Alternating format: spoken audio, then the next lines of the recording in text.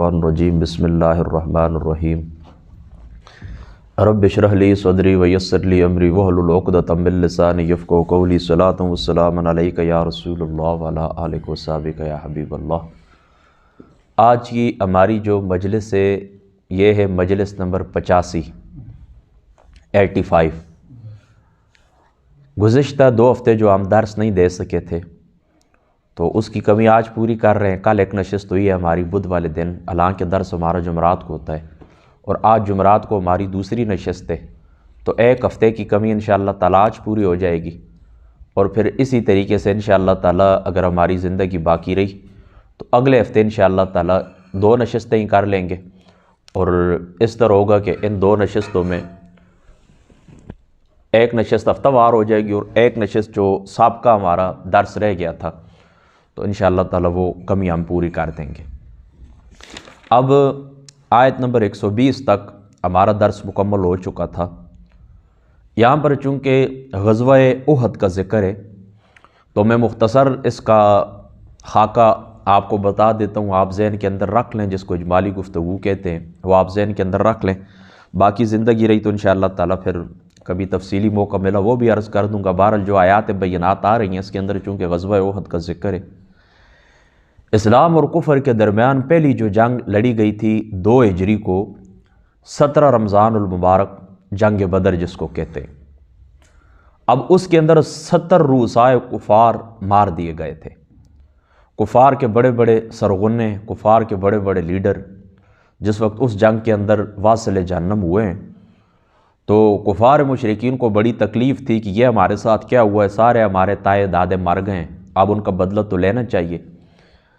چنانچہ ابو سفیان رضی اللہ تعالیٰ عنہ، اس وقت آپ نے اسلام قبول نہیں کیا تھا، تو آپ 3000 کی جمعیت لے کر آئے دوبارہ، اگلے سال دوبارہ مدینہ کے اوپر انہوں نے چڑھائی کی، اور یہ موسم تھا 7 شوال شریف ہفتے کا دن اور 3 ہجری۔ شوال المکرم کی 7 تاریخ تھی، ہفتے کا دن تھا، اور 3 ہجری یہ 3000 کی جمعیت لے کر اپنا بدلہ لینے کے لیے، بدر کا بدلہ لینے کے لیے آ گئے۔ اب جس وقت یہ آئے تو نبی پاک صلی اللہ تعالیٰ علیہ وآلہ وسلم، آپ کی ذات پاک نے اپنے صحابہ پاک سے مشورہ کیا، بسم اللہ، اپنے صحابہ پاک سے مشورہ کیا کہ کیا ہونا چاہیے، یعنی اس طرح کریں کہ مدینہ کے اندر رہ کر ہی لڑائی کی جائے یا باہر نکلا جائے۔ تو مشورہ سب کا یہی تھا۔ عبداللہ ابن ابی جو منافق تھا اس کا مشورہ بھی یہی تھا کہ مدینہ کے اندر ہی رہ کر ہم اپنا دفاع کریں، لیکن بعض صحابہ پاک نوجوان تھے اور جوش تھا، حمیت تھی، جوش شہادت تھا، اور انہوں نے کہا نہیں یا رسول اللہ صلی اللہ تعالیٰ علیہ وآلہ وسلم، ہم اس طرح کرتے ہیں کہ باہر جاتے ہیں۔ تو آقا علیہ الصلوۃ والسلام پھر گئے اور اپنی وہ جو ہوتی ہے زر مبارک پہن کر باہر آ گئے۔ تو حضور علیہ الصلوۃ والسلام کی جو ذات مقدس ہے، آپ نے سب کو چلنے کو حکم دیا، تو 1000 کا لشکر حضور علیہ الصلوۃ والسلام کے ساتھ چل پڑا۔ اب اس کے اندر یہ بندہ بھی شامل تھا، یعنی عبداللہ ابن ابی منافق جو تھا یہ بھی شامل تھا، اور ظاہر سی بات ہے کہ یہ جو منافق ہوتے ہیں ان کا کام یہی ہوتا ہے کہ بس کچھ موقع ان کو ملے اور یہ نقصان پہنچائیں مسلمانوں کو۔ تو عبداللہ ابن ابی کہنے لگا کہ میری بات نہیں مانی گئی ہے، میں لہٰذا واپس جا رہا ہوں۔ لہٰذا راستے کے اندر یہ 300 اپنے افراد لے کر واپس ہوا۔ جب اس کو 300 بندے لے کر یہ واپس ہوا تو بندے باقی رہ گئے 700۔ اب اس میں بھی یاد رکھنا اوس اور حضرج کے بنو عرصہ اور بنو سلمہ یہ 2 قبیلے تھے، ان کی بھی طبیعت کے اندر یہ بات آئی ہے کہ ہم بھی واپس چلیں، لیکن اللہ تعالیٰ کی ذات اقدس نے ان کی دستگیری کی ہے، وہ آیت آئے گی آپ کو میں سمجھا دوں گا۔ دستگیری اللہ تعالیٰ کی ذات اقدس نے ان کی ہے، اور انہوں نے اس طرح کیا ہے کہ نہیں، اللہ تعالیٰ نے ان کو بچا لیا، انہوں نے یہ فیصلہ نہیں کیا، حضور کے ساتھ ہی رہے، واپس نہیں ہوئے۔ اب جس وقت میدان کے اندر احد کے اندر تشریف لے گئے حضور علیہ الصلوۃ والسلام، تو جو پہاڑ تھا اس مشہور پہاڑ، اس کی طرف آقا علیہ الصلوۃ والسلام کی ذات اقدس نے پشت مبارک فرمائی ہے۔ پہاڑ کو یعنی اپنی پشت کے اوپر اسلامی لشکر نے رکھا ہے، اور احد پہاڑ کی طرف آقا علیہ الصلوۃ والسلام کی ذات اقدس نے پشت فرمائی ہے، اور وہاں پر ایک درہ تھا، تو کسی وقت بھی اس طرح ممکن تھا کہ دشمن پیچھے سے آ کے حملہ کرے، تو اس درے کے اوپر حضور علیہ الصلوۃ والسلام نے حضرت سعید ابن جبیر رضی اللہ تعالی عنہ آپ کو مقرر فرمایا ہے، اور عبداللہ ابن جبیر رضی اللہ تعالی عنہ آپ کو حضور علیہ الصلوۃ والسلام نے 50 تیر اندازوں کے ساتھ مقرر فرمایا ہے، اور ساتھ ہی حضور علیہ الصلوۃ والسلام کی ذات پاک نے یہ تاکیدی حکم دیے کہ خبردار اگر تم دیکھو نا کہ وہ ہماری بوٹیاں نوچی جا رہی ہیں تب بھی تم نے اس درے کو تم نے نہیں چھوڑنا ہے۔ انہوں نے کہا ٹھیک ہے اللہ تعالیٰ کے رسول، وہ وہاں پر مقرر ہو گئے۔ لیکن جو کچھ اللہ تعالیٰ کی تقدیر کے اندر لکھا ہوتا ہے، کاتب ازل کا جو قلم چل چکا ہوتا ہے، بسم اللہ، اللہ تعالیٰ کی حکمت ہوتی ہے، انسانی سمجھ ان باتوں سے بالا تر ہے، انسانی عقل کے اندر یہ باتیں نہیں آ سکتی۔ ان کو حضور علیہ الصلوۃ والسلام کی ذات اقدس نے وہاں پر مقرر کیا ہے۔ اور اس جنگ کے اندر یہ بات آپ نے یاد رکھنی ہے کہ حضور رحمت عالم صلی اللہ تعالیٰ علیہ وآلہ وسلم آپ نے حضرت مصعب بن عمیر کو پرچم عنایت فرمایا، اور لشکر کے ایک بازو کے اوپر حضرت زبیر اور دوسرے کے اوپر حضور علیہ الصلوۃ والسلام نے حضرت منذر ابن عمرو کو مقرر فرمایا، اور اپنی تلوار حضرت ابو دجانہ رضی اللہ تعالیٰ عنہ آپ کی ذات مقدسہ کو حضور علیہ الصلوۃ والسلام کی ذات پاک نے آپ نے عنایت فرمائی۔ اب اس طرح ہوا ہے کہ جس وقت مسلمان بڑی بے جگری سے لڑے اور ابتدا کے اندر فتح حاصل کر لی انہوں نے، تو ان میں سے کچھ لوگ ایسے تھے کہ انہوں نے اس طرح کیا کہ حضور علیہ الصلوۃ والسلام کی ذات اقدس کی وہ بات جو حضور نے ان کو نصیحت فرمائی تھی وہ ان کو یاد نہیں، اور انہوں نے کہا کہ چلو آپ تو مسلمان فتح پا چکے ہیں، لہٰذا ہمیں نیچے اترنا چاہیے۔ تو حضرت سعید عبداللہ ابن جبیر رضی اللہ تعالیٰ عنہ آپ نے منع بھی فرمایا، آپ نے فرمایا نہیں، تمہیں معلوم ہونا چاہیے کہ حضور علیہ الصلوۃ والسلام کی جو مقدس ذات ہے، حضور علیہ الصلوۃ والسلام کی ذات اقدس نے ہمیں منع فرمایا تھا، لہذا ہم اس طرح کرتے ہیں کہ اس طرح، لیکن انہوں نے کہا نہیں، ان کی بات انہوں نے نہیں سنی اور نیچے اتر آئے۔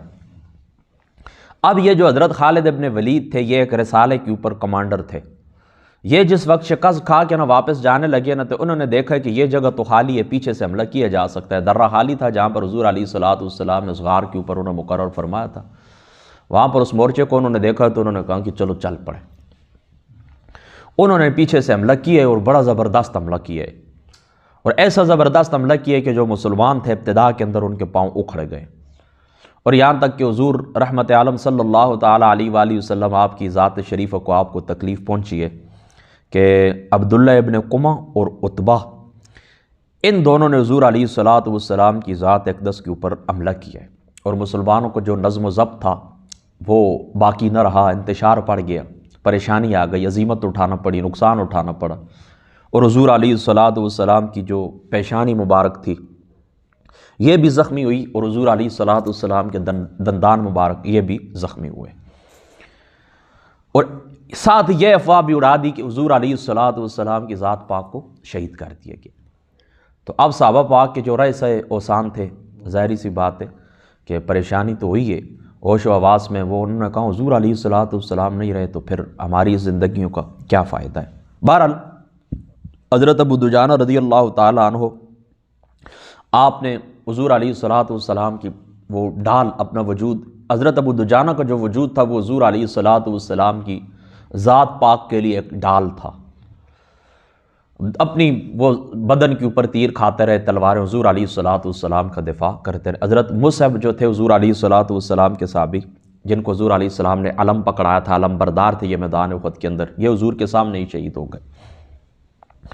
اور حضرت طلحہ رضی اللہ تعالی عنہ یہ اپنے بازو کے اوپر حضور علیہ الصلوۃ والسلام کے اوپر جو وار بھی کیا جاتا نا، تو حضور علیہ الصلوۃ والسلام کے بازو کے اپنے بازو کے اوپر یہ وار روک دیتے تھے، یعنی بڑی جان نثاری کا۔ اس کے علاوہ حضرت ابو بکر صدیق رضی اللہ تعالیٰ عنہ، حضرت مولا مرتضیٰ، حضرت ابو عبیدہ، حضرت مالک ابن سنان رضی اللہ تعالیٰ عنہ، آپ نے دشمنوں کے بڑے بڑے جتھے، بڑے بڑے ریلے، بڑے بڑے گروہوں کو بڑی بے دردی سے اور بڑی طاقت سے پیچھے کیے۔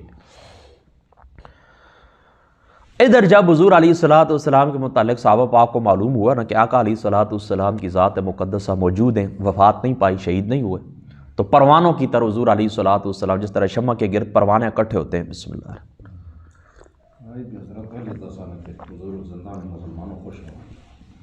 بڑے مسلمان اس طرح کے خوش ہوئے اور حضور کے ارد گرد جمع ہو گئے۔ یہ میری زندگی باقی رہی، کبھی موقع ملا تفصیلی بھی یہ، لیکن شارٹ کٹ میں آپ کو اس لیے بتا رہا ہوں کیونکہ آیت آپ کو سمجھ آ جائے۔ حضور کے گرد جمع ہو گئے۔ اب پھر اس کے بعد بڑی طاقت کے ساتھ لڑے ہیں۔ بہرحال یاد رکھیں کہ 70 صحابہ پاک شہید ہوئے اس میدان کے اندر، 70 صحابہ۔ وہ حضور کا خواب بھی ہے پہلے، اور حضرت جبریل علیہ السلام سے وہ باتیں طے ہیں۔ بہرحال چلو وہ لمبی باتیں میں بھی آپ سے نہیں کرنا چاہتا، صرف ایک خاکہ آپ ذہن کے اندر رکھیں۔ اس جنگ کے متعلق بعض مورخین نے یہ لکھا ہے کہ مسلمانوں کو اس جنگ کے اندر شکست ہوئی ہے۔ ابتدا کے اندر ان کا پلڑا باری تھا، لیکن بعد کے اندر ان کو شکست ہوئی ہے۔ اس لیے ابو سفیان نے اور یہ وغیرہ جو لوگ تھے انہوں نے کہا تھا، حضرت خالد ابن ولید نے حضرت عمر کو، کہ یہ بدلہ ہے بدر کا، بدلہ ہے بدر کا۔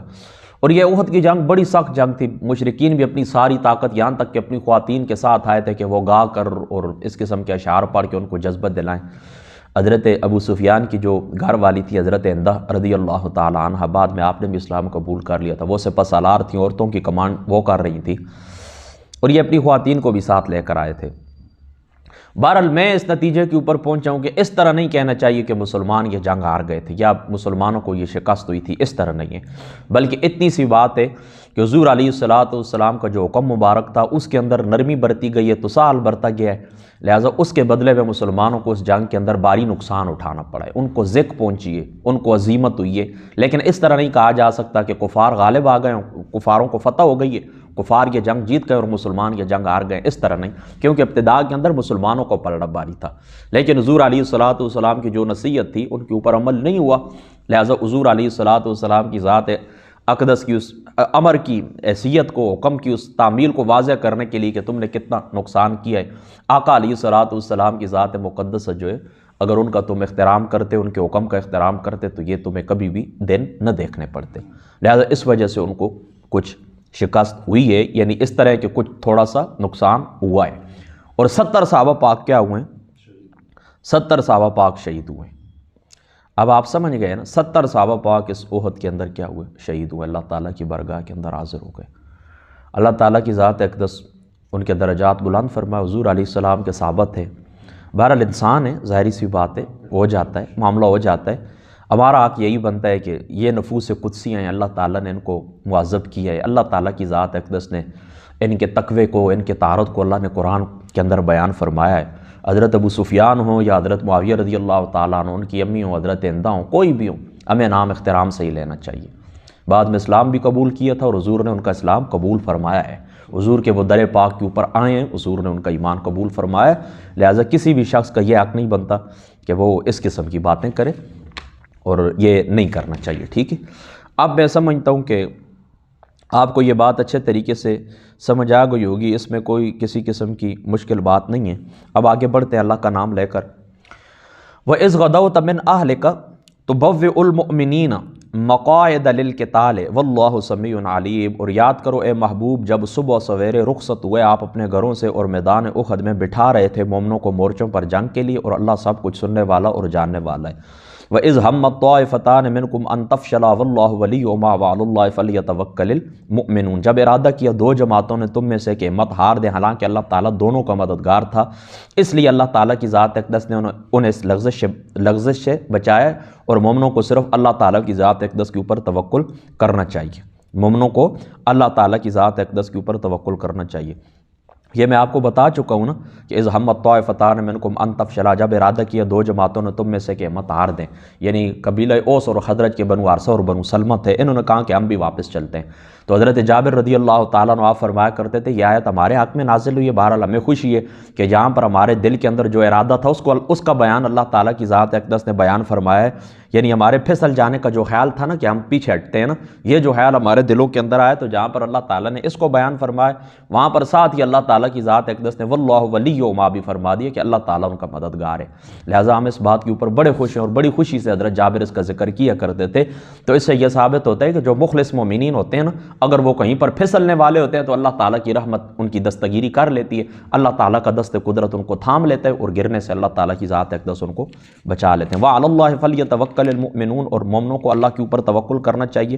دیکھیں توکل کیا چیز ہوتی ہے؟ توکل کا معنی یہ ہوتا ہے، یہ یاد رکھیں، توکل کا یہ معنی ہرگز نہیں ہوتا کہ آپ اس طرح کریں کہ جو اسباب ہیں ان کو آپ اختیار نہ کریں۔ وہ جامع ترمذی شریف کی مشہور روایت ہے کہ جس شخص نے حضور سے پوچھا تھا یا رسول اللہ میں سواری باندھ کے توکل کروں یا سواری کو کھلا چھوڑ کے توکل کروں، تو حضور نے فرمایا تھا نہیں، اس طرح نہیں، سواری کو باندھ کر توکل کر، یعنی جو اسباب تمہیں اللہ تعالیٰ کی ذات اقدس نے عنایت فرمائے ہیں نا، ان اسباب کو آپ پورا اختیار کریں اور نتیجہ اللہ تعالیٰ کی ذات اقدس کے اوپر چھوڑ دیں، اس کو توکل کہتے ہیں، ٹھیک ہے؟ اسباب پورے اختیار کریں لیکن نگاہ ان اسباب کے اوپر نہیں ہونی چاہیے، یعنی میرا یہ کام ان اسباب کی وجہ سے ہو، یعنی تکیہ کس کے اوپر؟ اسباب کے اوپر نہیں ہونا چاہیے، تکیہ اللہ کی ذات اقدس کے اوپر ہونا چاہیے، یعنی اللہ تعالیٰ کی ذات اقدس ہی مؤثر حقیقی ہے نا، اللہ تعالیٰ نہ چاہے تو ان اسباب کے اندر جو تاثیر ہیں اللہ تعالیٰ ان کو اٹھا لے، ٹھیک ہے؟ سمجھ گئے نا؟ وعلی اللہ فلیتوکل المؤمنون، مومنوں کو اللہ تعالیٰ کی ذات اقدس کے اوپر توکل کرنا چاہیے۔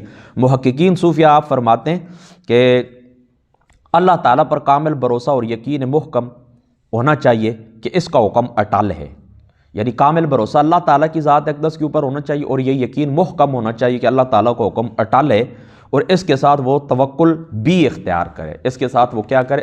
اسباب کو بھی اختیار کرے، اسباب کو بھی کیا کرے؟ اختیار کرے۔ بسم اللہ۔ اب دیکھیں وَلَقَدْ نَصَرَكُمُ اللَّهُ بِبَدْرٍ وَأَنْتُمْ أَذِلَّةٌ، اور بے شک مدد کی تھی تمہاری اللہ تعالیٰ نے میدان بدر میں حالانکہ تم بالکل کمزور تھے۔ اذلہ کا یہاں پر کیا معنی ہے؟ کمزور۔ ہاں، اذلہ کا کیا یہاں پر معنی ہے؟ کمزور۔ اب دیکھیں نا، یہ احد کے اندر جو مسلمانوں کو تھوڑی سی تکلیف پہنچی ہے نا، تو اللہ تعالیٰ کی ذات اقدس نے سابقہ جو ان کی فتح تھی نا، ان کو جو خوشی ملی تھی، فتح ملی تھی، اللہ تعالیٰ نے اس کا ذکر فرما دیا تاکہ تمہارے دلوں کو سکون مل جائے، ٹھیک ہے؟ فَاتَّقُوا اللَّهَ لَعَلَّكُمْ تَشْكُرُونَ، تم پس ڈرتے رہا کرو اللہ سے تاکہ تم اس پر وقت امداد کا شکر ادا کر سکو، لعلکم تشکرون، تاکہ تم شکر ادا کرو۔ اذ تقول للمؤمنین الن یکفیکم ان یمدکم ربکم بثلاثۃ آلاف من الملائکۃ منزلین، کیا تمہیں یہ کافی نہیں کہ تمہاری مدد فرمائے تمہارا پروردگار 3000 فرشتوں سے جو اتارے گئے؟ بھلا ان تصبروا وتتقوا ویأتوکم من فورہم ھذا یمددکم ربکم بخمسۃ آلاف من الملائکۃ مسومین، ہاں کافی ہے بشرطے کہ تم صبر کرو اور تقوی اختیار کرو، اور اگر آدم کے کفار تم پر تیزی سے اس وقت تو مدد کرے گا تمہارا رب 5000 فرشتوں سے کہ جو ہیں نشان والے۔ وما جعلہ اللہ الا بشرا لکم ولتطمئن قلوبکم بہ وما النصر الا من عند اللہ العزیز الحکیم، اور نہیں بنایا فرشتوں کے اترنے کو اللہ تعالیٰ نے مگر خوشخبری تمہارے لیے، اور تاکہ مطمئن ہو جائیں تمہارے دل اس سے، اور حقیقت تو یہ ہے کہ نہیں ہے فتح و نصرت مگر اللہ کی طرف سے جو سب پر غالب ہے۔ یعنی دیکھیں نا، فرشتے بھی اتر آئیں، یہ صرف ایک ظاہری نشان ہے، ایک ظاہری نشان ہے تاکہ تمہارے دلوں کو سکون ملے، تمہارے لیے وہ دعا کریں، تم ان کو دیکھ کر حوصلہ پکڑو۔ حقیقی مددگار کون ہے؟ اللہ تعالیٰ کی ذات۔ وَمَن نَصْرُ إِلَّا مِنْ عِنْدِ اللَّهِ الْعَزِيزِ الْحَكِيمِ، مومن کی شان کیا ہے؟ وہ توکل اللہ تعالیٰ کی ذات اقدس کے اوپر رکھے، اگرچہ اسباب اختیار کرے لیکن اسباب کے اوپر اس کی نگاہ نہیں ہونی چاہیے، نگاہ کس کے اوپر ہونی چاہیے؟ اللہ کی ذات اقدس کے اوپر۔ یہ دیکھیں نا، میدان بدر کے اندر مسلمان بڑی بے جگری سے لڑ رہے تھے نا، تو قرز ابن جابر المحاربی، قرز ابن جابر المحاربی، اس کے متعلق یہ افواہ اڑا دی گئی کہ وہ بہت بڑی کمک لے کر آ رہا ہے، بہت بڑی مدد لے کر، کمک کہتے ہیں نا پیچھے سے جو مدد لشکر کو پہنچائی جاتی ہے نا، وہ بڑی کمک لے کر آ رہا ہے۔ کون؟ قرز ابن جابر المحاربی۔ یہ کیا ہے کہ یہ لے کر آ رہا ہے، کیا لے کر آ رہا ہے؟ بہت بڑی کمک لے کر آیا۔ تو حضور علیہ السلام کی زبان اقدس سے نکلا، کیا ہے اگر وہ کمک قرز ابن جابر محاربی کمک لے کر آ رہا ہے تو کیا ہے؟ اللہ تعالیٰ تمہاری 3000 فرشتوں سے مدد کرنے والے، اور اگر تم صبر کرو اور تقوی اختیار کرو تو اللہ تعالیٰ 5000 فرشتے تمہاری مدد کے لیے بھیج دے گا۔ یہ وہ ذکر ہے، ٹھیک ہے؟ یہ حضور علیہ السلام کی زبان مبارک سے نکلے ہوئے جملے ہیں، ٹھیک ہے نا؟ اذ تقول للمؤمنین، کیا سوانی گڑی تھی جب آپ فرما رہے تھے مومنوں کو، کیا فرماتے؟ الن یکفیکم ان یمدکم ربکم بثلاثۃ آلاف من الملائکۃ منزلین، سمجھ گئے نا آپ نا؟ اچھا، ایک بات یہاں پر آپ ذہن کے اندر رکھ لیں، یہ جو فرشتے اترتے ہیں یا فرشتے جو اترے تھے، کیا انہوں نے جنگ کے اندر حصہ لیا تھا یا جنگ کے اندر حصہ نہیں لیا تھا؟ فقط اللہ تعالیٰ نے تمہاری دعا کے لیے ان کو اتارا تھا۔ یعنی ان کو دیکھ کر جس طرح یہاں پر دیکھیں نا پروگرام ہو رہا ہو نا، تو یہاں پر کچھ لوگ آ کر بیٹھ جائیں کہ ہم تمہارے ساتھ ہیں، کوئی آپ کام کرنا چاہیں تو کہیں کہ چلو بات تم کرنا، سب کچھ اپنا کام تم کرنا، ہم تمہارے ساتھ کھڑے ہوں گے، تو وہ جو ساتھ ارد گرد کھڑے ہوتے ہیں نا تو وہ حوصلہ ملتا ہے نا۔ تو یہ حوصلہ دینے کے لیے آئے تھے اور ساتھ ہی مومنین کے لیے مغفرت کی ان کی فتح کی دعا کرنے کے لیے اللہ کی بارگاہ میں دعا کرنے کے لیے آئے تھے، یا جنگ کے اندر انہوں نے حصہ بھی لیا تھا؟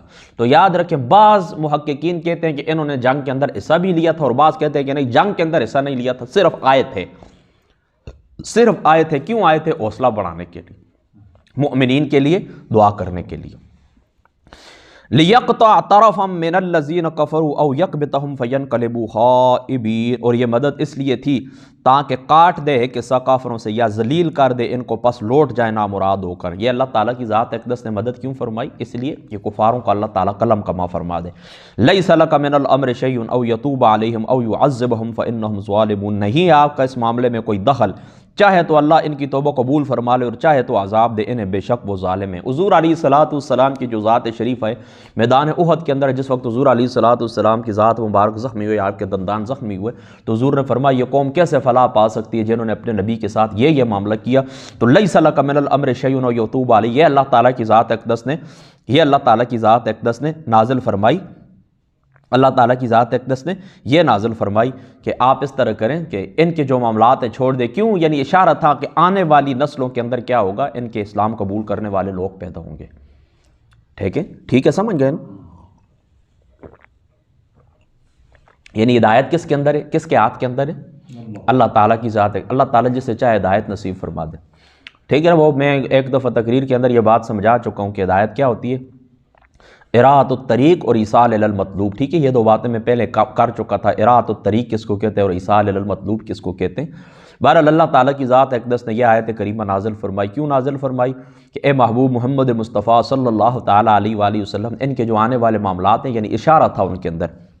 یہ دیکھیں نا، ایک ضعیف قول یہ بھی ہے کہ حضور صلی اللہ تعالیٰ علیہ وآلہ وسلم، آپ کی ذات اقدس نے ان لوگوں کے لیے دعائے ضرر، حضور دعائے ضرر کرنے کے لیے حضور نے اجازت طلب کی اللہ تعالیٰ کی ذات اقدس سے، تو حضور علیہ السلام کو اس بات سے منع فرما دیا گیا اور اشارہ فرما دیا گیا کہ آپ دعائے ضرر نہ فرمائیں۔ تو حضور کو یہ بات معلوم ہو گئی کہ ان کے لوگ کیا کریں گے، اسلام قبول کریں گے، ان کے آنے والے اسلام قبول کریں گے، لہذا دیکھ لیں پھر حضرت خالد نے بھی اسلام قبول کیا، حضرت فاروق اعظم نے اسلام قبول کیا، حضرت ابو سفیان نے اسلام قبول کیا، حضرت ہندہ نے اسلام قبول کیا، حضرت فاروق اعظم رضی اللہ تعالیٰ عنہ، آپ کئی دفعہ یہ جملے دہرایا کرتے تھے کہ فرماتے تھے حضرت فاروق اعظم، اے اللہ کے پیارے رسول، میرے ماں باپ آپ کے اوپر قربان ہوں، کہ حضرت نوح علیہ السلام نے اپنی قوم کے لیے دعائے ضرر کی تھی، کیا رب لا تذر علی الارض من الکافرین دیارا، اور اے اللہ کے رسول اگر آپ بھی ہمارے لیے اسی طرح کی دعائے ضرر فرماتے تو کیا ہوتا، ہم ہلاک ہو جاتے، لیکن اے اللہ تعالیٰ کے رسول آپ کو بہت تکلیف دی گئی، آپ کو بہت پریشان کیا گیا،